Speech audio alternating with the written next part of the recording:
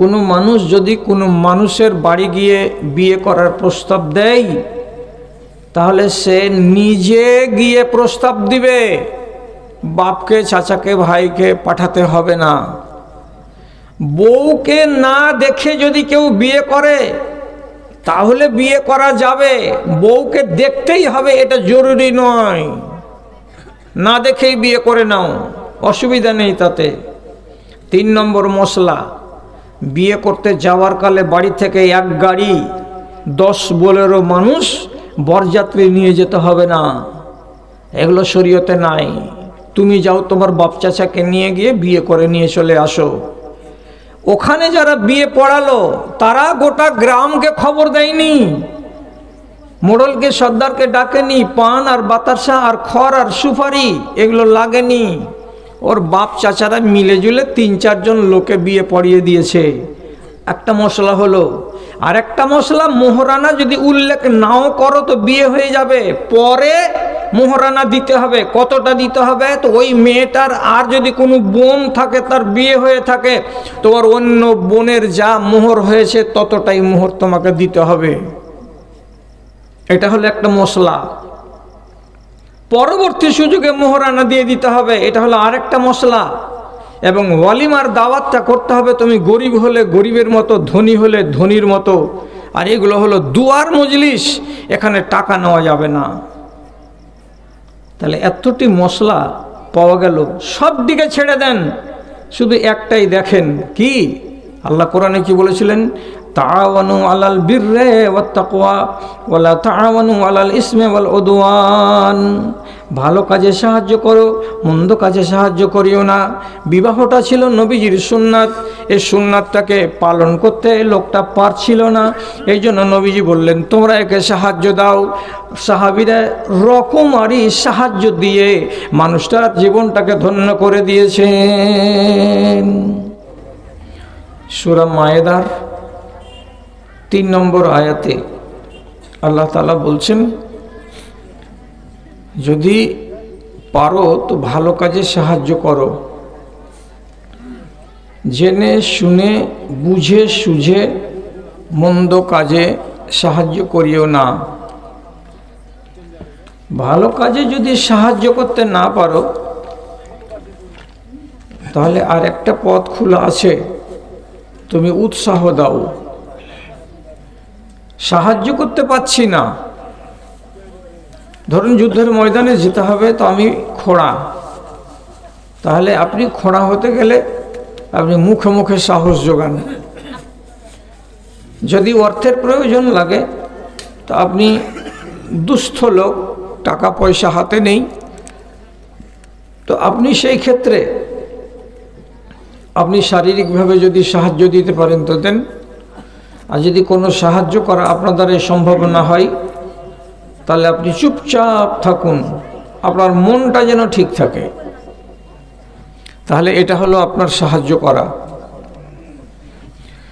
এবার আপনাকে উদাহরণ দিয়ে বুঝাচ্ছি, সৎ কাজে সাহায্য করা এবং মন্দ কাজে সাহায্য না করা। কেমন করে বুঝাবো আপনাকে? যদি কোনো মানুষ মন্দ কাজে সাহায্য করে তাহলে ওই কাজটা যতদিন দুনিয়াতে থাকবে ততদিন আপনার গুনাহে জারিয়া চালু থাকবে। গুনাহে জারিয়া মানে কি? একগুলো হয় সাদকায়ে জারিয়া, নেকি জারিয়া, মানে আপনার নেকি চলতেই আছে চলতেই আছে। ঠিক তেমনি একগুলো গুনাহ আছে যেগুলো জারিয়া, মানে চলমান, চলতে থাকবে। কাজে হাসি মুখে জীবনে কোনো দিন মন্দ কাজে সাহায্য করবেন না, এটা একদিনের ব্যাপার নয়। আমি ডিস্ট্রিক্টের নাম বলছি না, জায়গার নাম বলছি না, শুধু জেলার নাম বলছি। প্রতিবেশী জেলা মুর্শিদাবাদ, ধুলিয়ান থেকে 12 কিলোমিটার দূরে যেতে গেলেই রোডের পাশে একটা মন্দির পাওয়া যাবে। সেই মন্দিরটা পুরো খরচ করে তৈরি করে দিয়েছিল আজ 22 বছর আগে আমাদেরই স্বজাতি এক মুসলমান। যতটি টাকা লাগে সবটি দিয়েছে।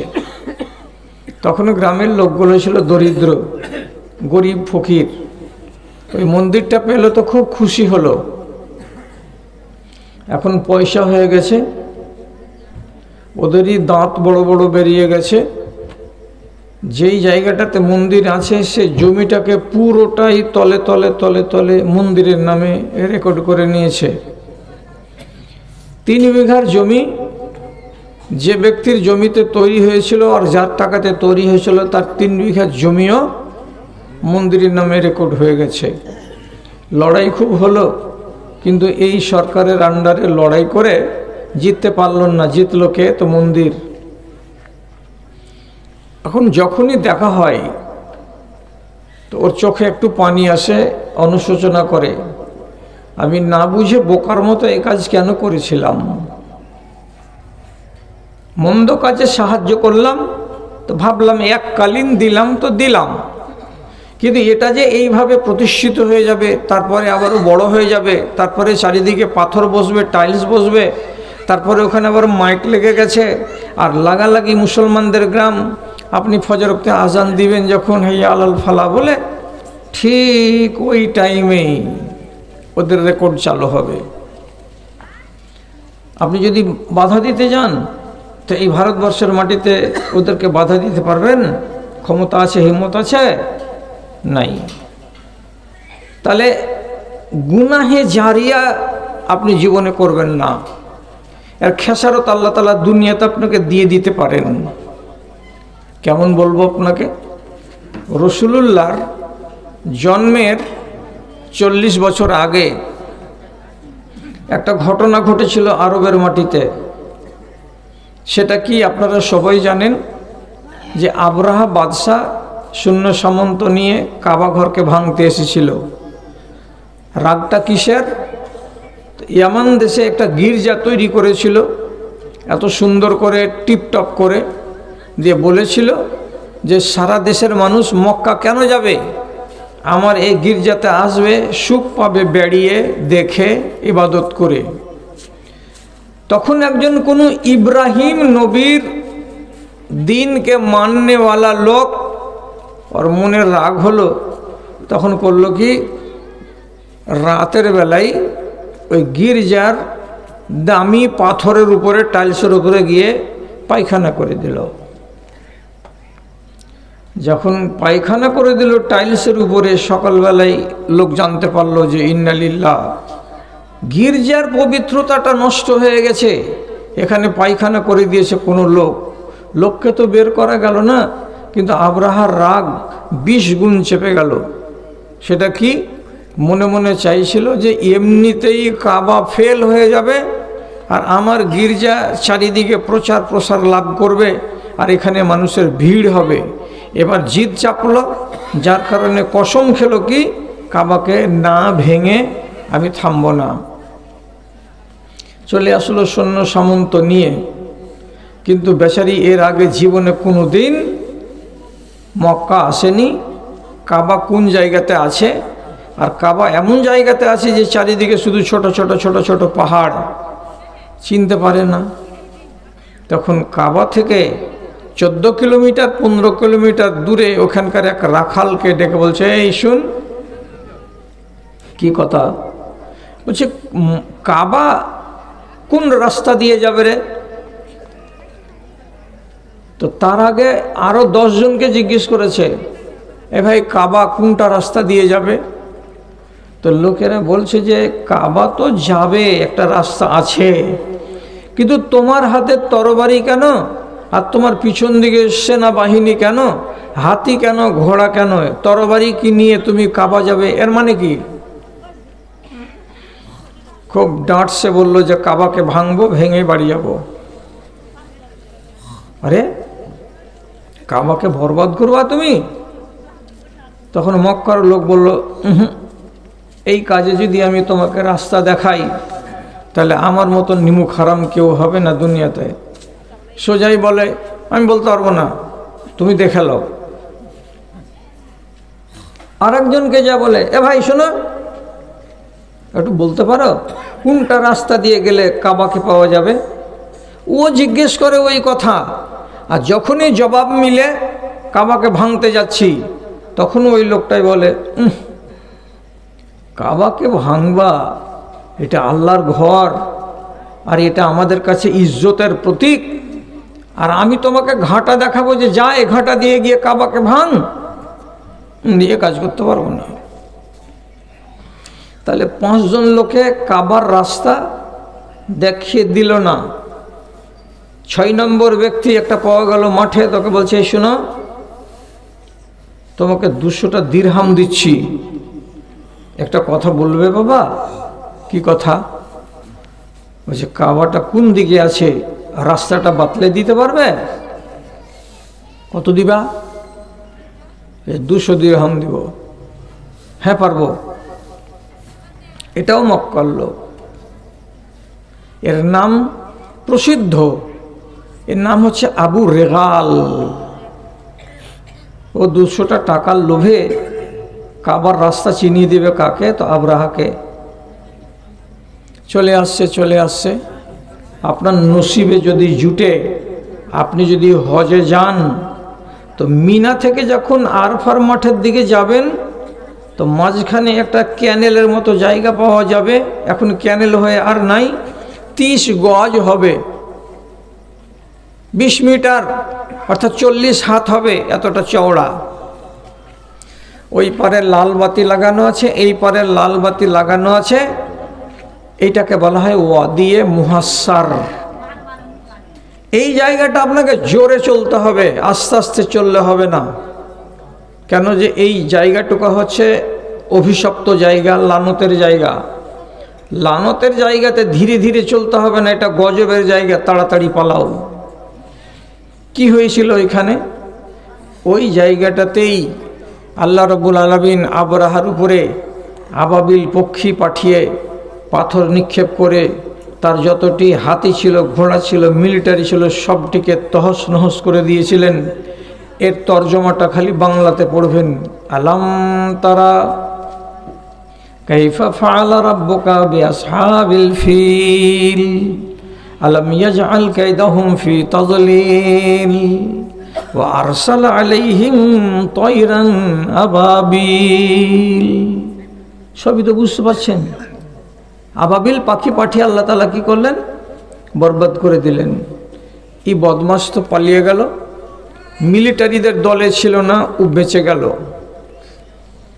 বেঁচে যাওয়ার পর মারা গেল অনেক দিন পর। কিন্তু আরবের লোকেরা জেনে নিল যে এই শয়তানকে রাস্তা দেখিয়েছে কে? আমাদেরই জাত, এক আরবিয়ান, এর নাম আবু রেগাল। একে ওদের ভাষাতে বলা হয় খায়েন। যে কোনো মানুষের মুখে এটাই কথা থাকবে, কি খেয়ানতকারী। তুমি যদি খেয়ানত করো তো বলছে, এই আবু রেগালের মতন খেয়ানত করছ। যেমন আমাদের দেশে কথাই কথাই লোকেরা বলে না, শালা মীর জাফর হয়ে গেছে। মীর জাফর বিশ্বাসঘাতকতা করেছিল, তার জন্য এবার মীর জাফরটা কি হলো, তো আমাদের দেশে প্রবাদ হয়ে গেল। তেমনি আরবের দেশে আবু রেগালটা হয়ে গেল প্রবাদ। মরিয়া সুখ পাবি। তায়েফের রাস্তাতে তাকে মাটি দেওয়া হলো, ওর কবরটা রোডের কিনারায়। আরব দেশের লোক কি করলো এবার? কানো ইয়ারমুনা আলা কবরহি আল হিজারাতা। ওইখান দিয়ে যত মানুষ আরব দেশের এদিক থেকে ওদিকে যায় আর ওদিক থেকে এদিকে আসে, যারা জানে যে এটা হচ্ছে আবু রেগালের কবর, তারা এত বড় বড় পাথরগুলো 2-4টা হাতে করে নিয়ে যায়, আর কবরের কাছে গিয়ে ঠিক নিশানা করে তার কবরে ওই পাথর চালিয়ে দেয়, ধিক্কারে দেয়। আর পাথর চালিয়ে দেয় তাকে কি বলে? এই বদমাস, এই শয়তান, তুই কাবার ঘরকে ভাঙার মতো এত নোংরা সংকল্প করেছিলি, তোকে আমরা ভালোবাসি না, তোকে আমরা ঘৃণা করি, আর ঘৃণা করি বলে তোর কবরকে আমরা পাথর চালিয়ে চালিয়ে মারি। ধারা চলতে থাকলো 40 বছর। রাসূলুল্লাহ যখন এলেন তখন সব হাজিরাকে বললেন, ও বাবারা, তোমরা এইখানে মিনার মাঠে বুতকে পাথর মারো, ছোট ছোট কাঙ্কর, তারপরে বাড়ি যাওয়ার পথে আর আবু রেগালের কবরে এত বড় বড় পাথর মারতে যেও না। ওর পাথরে কবর মেরে ওর তোমরা কোনো ক্ষতি করতে পারবে না, কোনো লাভ করতে পারবে না, এই কাজ করে তোমাদের কোনো ফল দাঁড়াবে না, ওটা বাদ দিয়ে দাও। তখন ওর কবরের উপরে পাথর পড়া বন্ধ হলো, না হলে ওর কবরের পাশে 3 গাড়ি, 3 এলপি গাড়ি, 4 এলপি গাড়ি উঁচা হয়ে পাথর সব সময় পড়ে থাকতো। কিসের জুতা খাচ্ছিল ও? অন্যায় কাজে সহযোগিতা করেছিল, মদত করেছিল, তার কাফারা দিয়েছে ওর কবরে। কত বছর? তো 40 বছর। কত পাথর জমে তার কবরের উপরে, কতটি জমে তা আপনারা তো সবাই জানেন। আমাদের বাড়ির কাছে তো ঢেলপির আছে, ঢেলাইয়ের বট গাছের তলাতে পাথর পড়তো না আগে, এখন আর পড়ে না। কেন? যে হিন্দুদের ধর্ম ঢিল হয়ে গেছে, এখন আর কেউ ফেলে না। কিন্তু এক যুগে আমরা নিজের চোখে দেখেছি, আটা পিষতে গিয়ে যে কোনো গায়ের মুসলিম ওখান দিয়ে যে গত হবে, 2টা নয় 3টা ঢিল এমনি করে করে গাছের তলায় ছেড়ে দিল। ধর্ম পালন করা হচ্ছিল। যেমন ওখানে 3 এলপি চিপস বা পাথর পড়ে আছে, তো তেমনি আবু রেগালের কবরের কাছে 4 ট্রাক ওরকম পাথর পড়েছিল। আমি কেন বলেছি আয়াতটা সূরা মায়েদার 3 নম্বর? মন্দ কাজে যদি আপনি সাহায্য করেন, তাহলে এই জিনিসটা মানুষের জেহেনে যতদিন থাকবে ততদিন আপনি কি থাকবেন? চিহ্নিত হয়ে থাকবেন, দাগী। আর আপনাকে ভালো নামে দেশের মানুষ চিনবে না, আপনার নামে কেউ একটা দোয়া করবে না। আর কোনো ভালো কাজ করে যান। গ্রীষ্মকালে যদি কোনো গাছের তলায় বসেন আর যদি ঠান্ডা লাগে আর আপনি একটু আরাম পান, তো আপনার ভেতরে যদি ইমানের একটা বুঁদ থাকে, তাহলে আপনি এই কথাটা অবশ্যই বলবেন, আহ, এই গাছটাকে যে লাগিয়েছিল মালিক, তুমি ওকে সওয়াব দিও। সাদকায়ে জারিয়ার ভেতর আছে টিউবওয়েল করে দেওয়া রাস্তার কিনারাই, ইন্দারা গেড়ে দেওয়া রাস্তার কিনারাই, গাছ লাগিয়ে দেওয়া রাস্তার কিনারাই। যতদিন পর্যন্ত এই ভালো কাজ আপনি সাহায্য করবেন আর ওটা জাগ্রত থাকবে, ততদিন আপনি দোয়া পাবেন। তাহলে ভালো কাজে সাহায্য করাটা হচ্ছে বিশাল বড় সওয়াবের কাজ, কিন্তু মন্দ কাজে জীবনে কোনোদিন সাহায্য করবেন না। এবার যদি ঘেরা পড়ে যান, কেউ যদি আপনার ট্যাক্সিটাকে ঘেরে নেয়, আপনার সাইকেলটাকে ঘেরে ধরে নেয়, নেওয়ার পরে বলে চাঁদা দাও। কিসের চাঁদা? তো কালী পুজোর চাঁদা। আমাকে 72 ঘন্টা অষ্টপ্রহর হবে, আমাদের এইখানকার কীর্তন হবে, লীলা কীর্তন, লীলা কীর্তনের চাঁদা দাও। কত টাকা লাগবে? 51 টাকা। আপনি যদি হুজ্জতি করেন, সাইকেলের পাম্প ফেলে দিবে, গাড়ির চাকা পাম্প ফেলে দেবে, সামনেকার কাঁচে ঢিল ছুঁড়ে কাঁচটাকে ভেঙে দেবে, 4000-5000 টাকার খেসারত আপনার ট্যাক্সিকে পোহাতে হবে, আপনাকেও চড় থাপ্পড় মেরে দিতে পারে।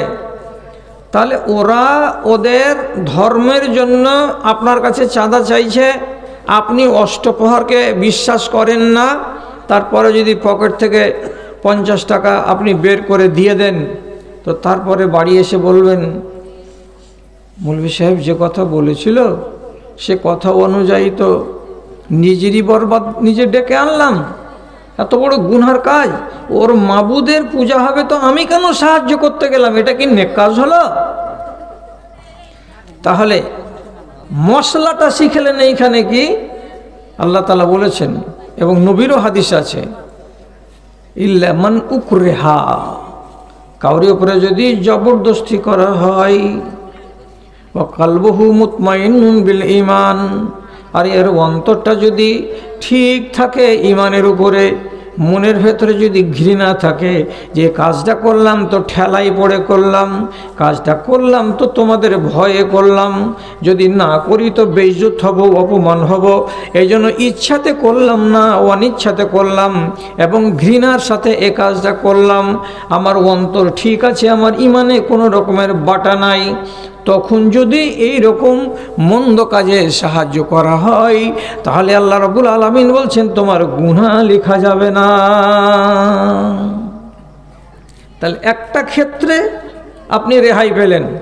তাছাড়া আপনি যেখানেই মন্দ কাজে সাহায্য সহযোগিতা করবেন, খেসারত আপনাকে দিতেই হবে আল্লাহ তাআলার কাছে। আমি একটা কথা শুধু আর বলি, 12টা বেজে গেলে ছেড়ে দেবো, আপনাকে রাখবো না।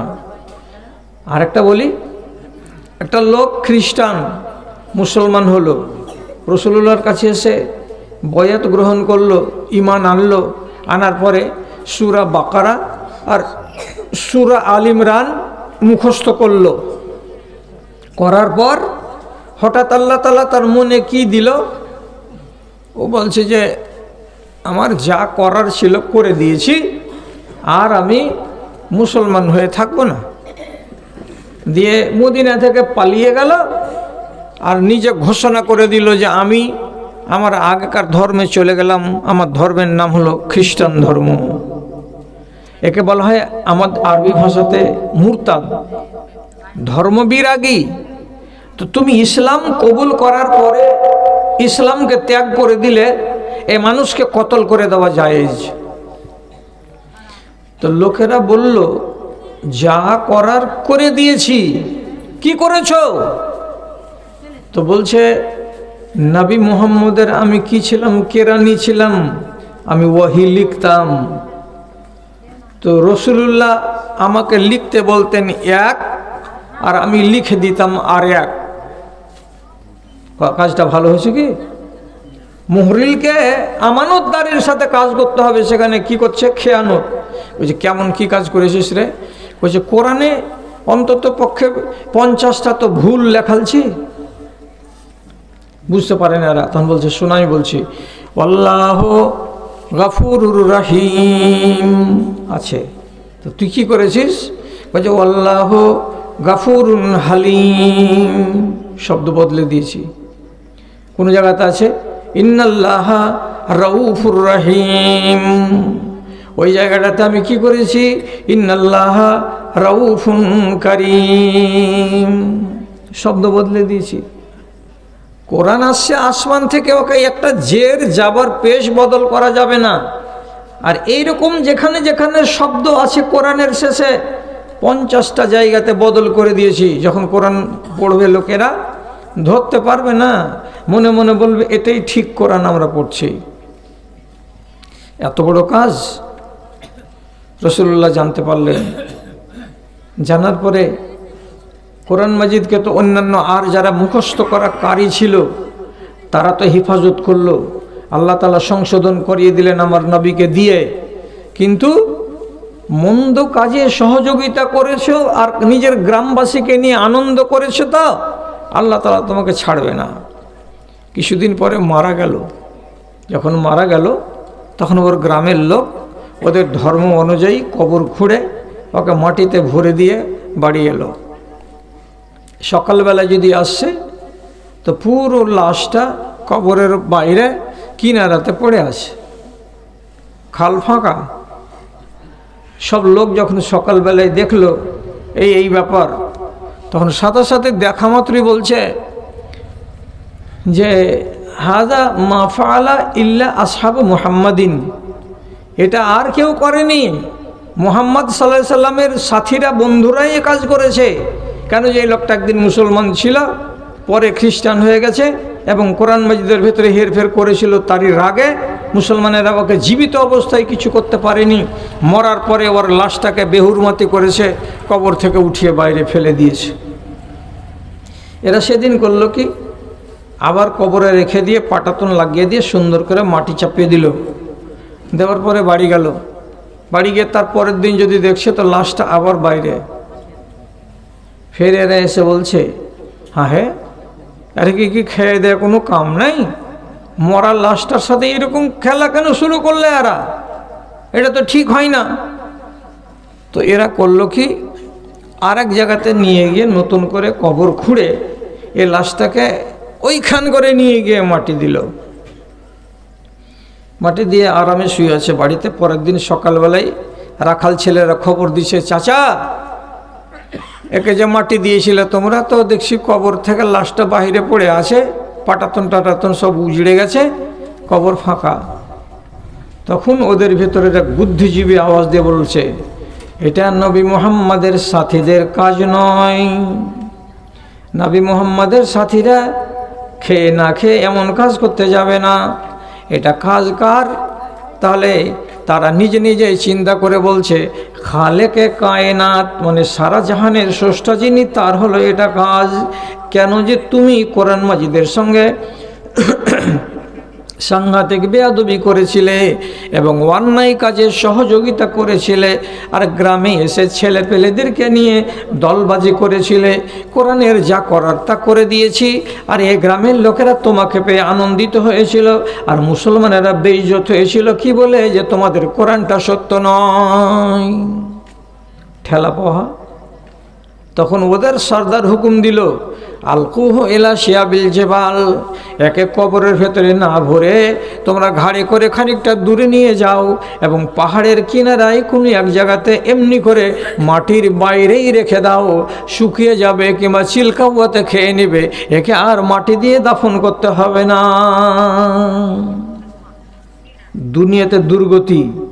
মন্দ কাজে যদি কেউ মদদ করে, সাহায্য সহযোগিতা করে, তাহলে এর উদাহরণ দিতে গিয়ে আমি আমার দেশের মানুষকে 2টা 4টা 5টা হয়তো আরও উদাহরণ দিতাম, কিন্তু আমি দিলাম না। কেন? যদি ওই ঘটনাকে সামনে আনি আর এনে আমি বলি, তাহলে এই ওয়াজ এই চ্যানেলের মারফতে কাউরি দোকানে বাজবে, কাউরি চায়ের দোকানে বাজবে। কেন? যে আমার বয়ান পৃথিবীর এমন কোনো রাষ্ট্র বাদ নাই যে যেখানে এই বয়ান চলে না। কেন চলে না? পৃথিবীর যে কোনো রাষ্ট্রে বাঙালি আছে। আর আমার মোবাইলে মেসেজ আসছে, তো মেসেজে ভালো নামও আসছে, প্রশংসাও আসছে, আর আবার আছিলা করে বাঁশও দিচ্ছে। আপনি কটা পড়ছেন মোবাইলের মেসেজ? আপনার তো আওয়াজ যায় না। কিন্তু আমি এই জন্য সাবধান হয়ে আছি যে আজ যদি একটা কথা বলি আর কাউরি যদি গায়ে লেগে যায়, তো তাহলেই পরের দিন আমাকে আক্রান্ত হতে হবে এই সোশ্যাল মিডিয়াতে। এই জন্য আপনার এলাকাতেও এরকম ঘটনা আছে যে যারা অন্যায় কাজে সাহায্য করার পরে কবরে গেছে, তাদের আল্লাহ রাব্বুল আলামিন দুর্গতি না করে ছাড়েননি। ভালো কাজে মদদ করেন, আপনার সুনাম থেকে যাবে কিয়ামত পর্যন্ত। সুনাম লম্বা নয়, মনে হয় পার হয়ে গেল নাকি, 12টা পার হয়ে গেল। আচ্ছা, 2-3 মিনিট কম আছে, শেষ করে দিই। 2-3 মিনিটের ভেতরে আপনাকে বলে, ভালো কাজে সাহায্য করতে গেলে কাজটা মজবুত হবে, কাজটা ভালো হবে। আর যে লোকটা মেন, তার সওয়াব যতটা হবে, যতটি লোক সাহায্য করিয়েছে তারা অতটি সওয়াব পাবে। আমি একটা কথা বলে দিয়ে শেষ করি। একটা নওজোয়ান ছেলে, গোরা চাট্টা, সাদা সুন্দর, 22-23 বছরের যুবক, রসুল্লাহর খিদমত করে। রসুলকে বলছেন, আলা তাতাজাওয়াজু ইয়া রাবিয়াতা, এ রাবিয়া তোমার বয়স হয়েছে, তুমি একটা যুবক ছেলে, তুমি কি বিয়ে করবে না? বিয়ে করবে না? তোমার রাবিয়া আসলামী বলছে, আপনার খিদমত করছি, এর চাইতে আর মূল্যবান কাজ কি হতে পারে রাসূল? আমি আপনার খিদমত ছেড়ে দিয়ে অন্য কাজে যাব না। বা 3-4 দিন পরে রসুলের সাথে দেখা, আবার বলছেন, রসুল বিয়ে করবে না? তো বলছে, জি বিয়ে করব। তো কে আমাকে মেয়ে দিবে? অবিমা আমারও, আমার মোহর আমি কি দিয়ে করব আমার স্ত্রীর নামে? আমার কাছে তো টাকা নাই, আমার তো বাড়ি নাই। আমি মসজিদে নববীর এক প্রান্তে, যেটা সুফাদের জায়গা, ওখানে আমি রাত কাটাই আর আপনার খিদমত করি। তো আমার মতো নিহাত্তার লোকটাকে মেয়ে কে দিবে? বিয়ে তো করব। রাসূলুল্লাহ বলছেন, শোনো, আমি তোমাকে বলছি, এই উত্তর পাড়ায় যাও, আনসারি টোলাতে, উমুকের বাড়ি গিয়ে ওকে আমার সালামটা বলো। সালাম বলার পরে ওকে বলো যে রাসূলুল্লাহ বললেন তোমার মেয়ের সঙ্গে আমার বিয়ে পড়িয়ে দাও। গেল, লোকটাকে বাড়ি থেকে ডাকলো, আর ডাকার পরে রাসূলুল্লাহর সালাম দিল।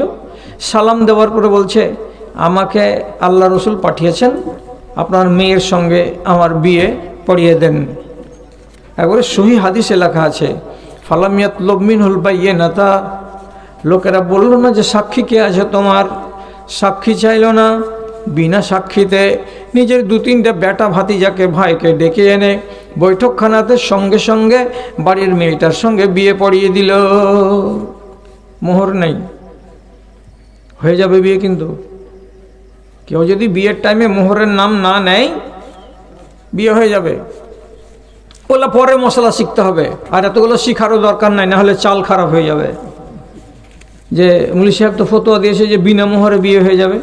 বিয়েটা হয়ে যাবে, কিন্তু মোহর তো লাগবে একদিন না একদিন। বিনা মোহরের উল্লেখে বিয়ে হয়ে গেল। মসজিদে নববীতে আসছে 1 কিলোমিটার ঘাটা অতিক্রম করে, তো ওয়াহুয়া হাজিনুন, মুখটা গমগিন হয়ে আছে, মাথাটা ভারী হয়ে আছে। রাসূলুল্লাহ বলছেন, বাবা ওরা কি বিয়ে পড়িয়ে দেয়নি নাকি, কিসের জন্য মনটা ভারী? তখন রাবিয়া আসলামী বলছে, জি না, ওরা আমার কাছে সাক্ষী চাইনি, আপনার কথা যেমনি বললাম খুশি মনে মেয়ের সঙ্গে বিয়ে পড়িয়ে দিয়েছে, কিন্তু আমি এখন পর্যন্ত আমার বিবিটাকে একটা কানা কড়ি মোহর দিই নাই, আমি বিনা মোহরে কেমন করে বিয়ে করলাম। রাসূলুল্লাহ একটা সাহাবী ওখানে মৌজুদ মসজিদে নববীতে ছিল, সম্ভবত তার নাম বুরাইদা আল আসলামী। ওকে ডেকে বলছেন, আসলামী শোনো। জি হুজুর, কি করতে হবে? তো বলছে, সাহাবীগণ এখানে মসজিদে অনেকটি আছেন, এদেরকে বলে কহে প্রত্যেকের কাছে সাহায্য চাও, এরা এই লোকটাকে যেন হেল্প করে, সাহায্য করে, বাড়ি থেকে একটু একটু করে সোনার টুকরা নিয়ে এসে যেন জমা করে দেয়। বুরাইদা আসলামী একে বললেন, ওকে বললেন, ওকে বললেন, ওকে বললেন।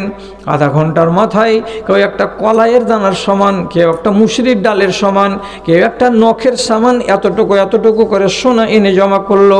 সব সোনাটাকে এক জায়গাতে করা গেল, তো একটা খেজুরের বিচি যতটা হয় অতটা সোনা জমা হলো। নবীজি ওই সোনাটুকু দিলেন, আর দিয়ে রাবিয়া আসলামীকে বলছেন, যাও তোমার শ্বশুর বাড়ি গিয়ে তোমার বউটাকে এই মোহরানাটা দিয়ে দাও। তখনই ফিরে গেল, আর যাওয়ার পরে শ্বশুরের হাতে তুলে দিল এই সোনা দানাটা, আর দেওয়ার পরে বলছে, আমি যে 3 ঘন্টা আগে বিয়ে করেছিলাম বিনা মোহরানাই, আমার ওই বিবিকে এটা আমি মোহরানা দিলাম।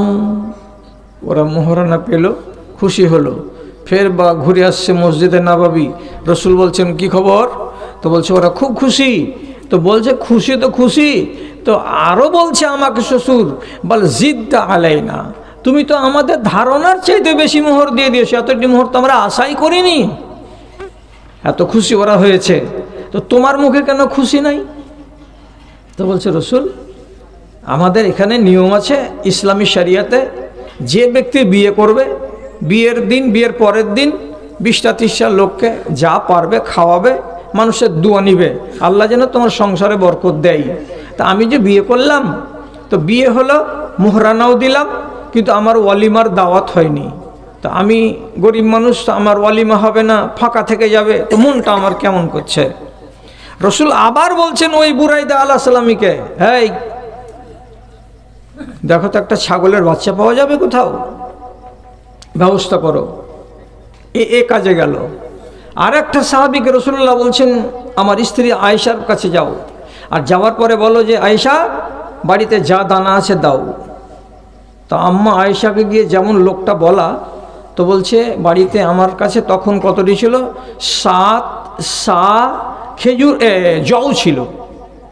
7 সার মানে হলো কি 1 সায় 2.5 কেজি, তাহলে 7 সা জব ছিল বস্তাতে, সবটি দিয়ে পাঠিয়ে দিল। জবকে পিষে আটা হলো, ছাগলকে জবে করে মাংস হলো, তারপরে সবাই মিলে যতটি মসজিদে নববীর আশেপাশে লোক ছিল ওয়ালিমার দাওয়াত খেলো, এবং তার সাংসারিক জীবনটা যেন সুখে হয় তার জন্য দোয়া দিল, দিয়ে মানুষটাকে আনন্দিত করলো। এবার এই হাদিসটাতে এক গাদা মশলা আছে। মশলা কি আছে? কোনো মানুষ যদি কোনো মানুষের বাড়ি গিয়ে বিয়ে করার প্রস্তাব দেয়, তাহলে সে নিজে গিয়ে প্রস্তাব দিবে, বাপকে চাচাকে ভাইকে পাঠাতে হবে না।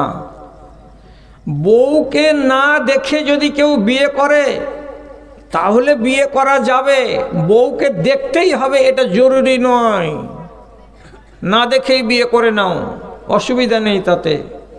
3 নম্বর মশলা, বিয়ে করতে যাওয়ার কালে বাড়ি থেকে এক গাড়ি 10 বোলেরো মানুষ বরযাত্রী নিয়ে যেতে হবে না, এগুলো শরীয়তে নাই। তুমি যাও তোমার বাপ চাচাকে নিয়ে গিয়ে বিয়ে করে নিয়ে চলে আসো। ওখানে যারা বিয়ে পড়ালো তারা গোটা গ্রামকে খবর দেয়নি, মোড়লকে সর্দারকে ডাকেনি, পান আর বাতাসা আর খড় আর সুপারি এগুলো লাগেনি। ওর বাপ চাচারা মিলে জুলে 3-4 জন লোকে বিয়ে পড়িয়ে দিয়েছে। একটা মশলা হলো। আর একটা মশলা, মোহরানা যদি উল্লেখ নাও করো তো বিয়ে হয়ে যাবে, পরে মোহরানা দিতে হবে। কতটা দিতে হবে? তো ওই মেয়েটার আর যদি কোনো বোন থাকে, তার বিয়ে হয়ে থাকে, তো ওর অন্য বোনের যা মোহর হয়েছে ততটাই মোহর তোমাকে দিতে হবে। এটা হলো একটা মশলা।